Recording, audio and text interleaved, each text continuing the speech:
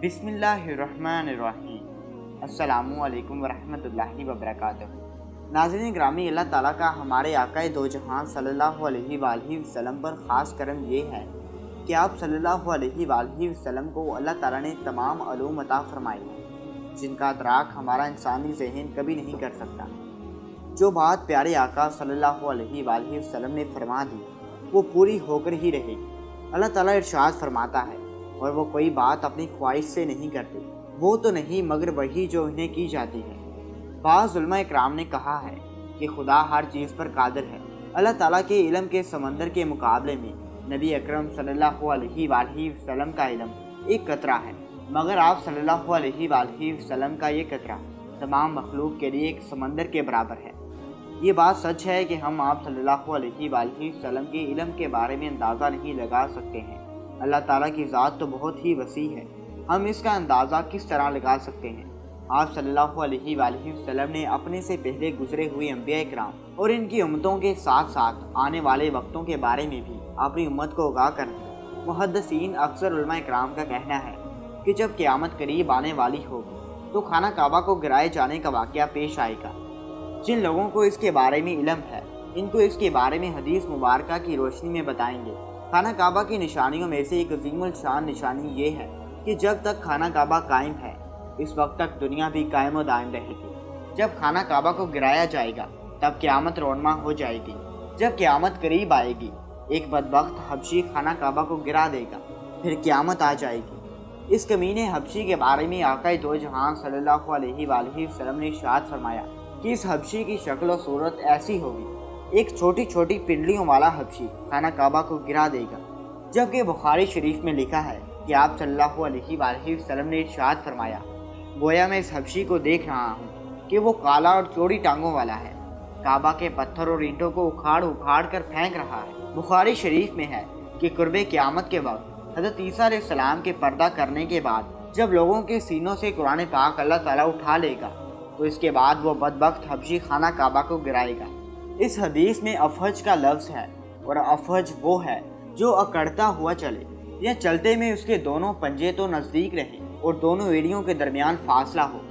وہ حبشی مردود جو قیامت کے قریب خانہ کعبہ کو اٹھائے گا وہ اسی شکل کا ہوگا۔ دوسری روایت میں ہے کہ اس کی آنکھیں نیلی، ناک پھیلی ہوئی ہوگی، پیٹ بڑا ہوگا، اس کے ساتھ اور بھی لوگ ہوں گے۔ وہ کعبہ کا ایک ایک پتھر اکھاڑ ڈالیں گے اور سمندر میں لے جا کر پھینک دیں گے۔ یہ قیامت کے بالکل نزدیک ہوگا۔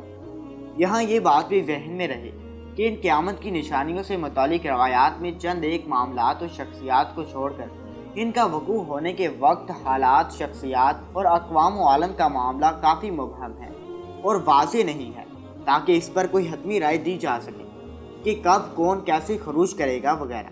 آج کل کے سیاسی تناظر میں لوگ اور اکثر علماء اکرام بھی یہ سمجھ رہے ہیں کہ بس قیامت صرف چند سالوں یا دہائیوں میں آنے والی ہے۔ کعبہ اور مسجد نبوی کو یمن یا ایران کے جنگجو تباہ کر دیں گے یا خود زمین میں دھنس جائیں گے۔ آئندہ چند سالوں میں امام مہدی علیہ السلام اور حضرت عیسیٰ علیہ السلام کا ظہور ہو جائے گا۔ برمودا ٹرائی اینگل سے دجال نمودار ہو جائے گا اور فتنہ پھیلائے گا۔ یہودیوں، عیسائیوں اور مسلمانوں کی آپس میں جنگ ہوگی جو بس چند دن کی دوری پر ہے وغیرہ۔ حقیقت یہ ہے کہ یہ سب قیاس سرائیاں سادہ لوخے عوام الناس کو محسوس کرنے اور عمل و جہاد سے دور کرنے کے لیے کی جاتی ہیں۔ اگر گہری نگاہ سے دیکھا جائے تو بڑے بڑے فتنے تو کئی صدیاں پہلے ہی رونما ہونے شروع ہو گئے تھے۔ کتنے ہی لوگوں نے مہدی ہونے کا ڈرامہ رچایا، کتنے ہی دفعہ مسلمانوں اور یہود و انصار کی بڑی جنگیں ہوئیں، کتنی مرتبہ قبلہ اول فتح ہوا، کتنی مرتبہ قبلہ اول پر یہود کا قبضہ رہا، کتنی مرتبہ دجال نما انسان پیدا ہوئے، لیکن ان کا ذکر قرب قیامت کے سلسلے میں نہیں ہوتا۔ صرف 20ویں اور 21ویں صدی کے سیاسی معاملات و واقعات کو ہی قرب قیامت سمجھ لیا گیا ہے، جبکہ نبی کریم صلی اللہ علیہ وآلہ وسلم کے فرمان کے مطابق آپ کی وفات کے بعد کا سارا زمانہ قرب قیامت ہی ہے، چاہے کتنی صدیاں بیت جائیں۔ لہٰذا علماء اکرام کو چاہیے کہ آج کل کے سیاسی پروپیگنڈے سے متاثر ہو کر ان عوام الناس کو محظوظ کرنے کے بجائے ان کو نیک اعمال اور جہاد فی سبیل اللہ کی ترغیب دیں۔ اللہ تعالیٰ سے دعا ہے کہ اللہ تعالیٰ ہم کو نیک کام کرنے کی توفیق عطا فرمائے۔ میرا سنانا اور آپ کا سننا اپنی بارگاہ الہی میں قبول و منظور فرمائے۔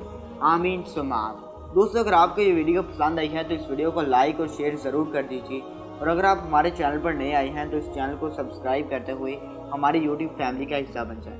میں آپ سے ملتا ہوں ایک اور ایسی اسلامک ویڈیوز کے ساتھ، تب تک اپنا اور اپنے پیاروں کا بہت زیادہ خیال رکھیے، ہمیں دعا میں یاد رکھیے۔